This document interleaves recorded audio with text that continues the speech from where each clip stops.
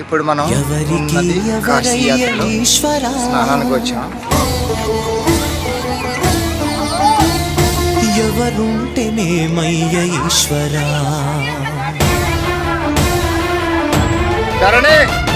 ఎవరికి ఎవరయ్య ఈశ్వరా, ఎవరుంటేనేమయ్య ఈశ్వరా, ఎవరికి ఎవరయ్య ఈశ్వరా, ఎవరుంటేనేమయ్య ఈశ్వరా, మరు జన్మ రాకుండరా, నీ దయ ఉంటే చాలయా హర హర, నీ దయ ఉంటే చాలురా ఈశ్వరా, నీ దయ ఉంటే చాలు పరమేశ్వరా.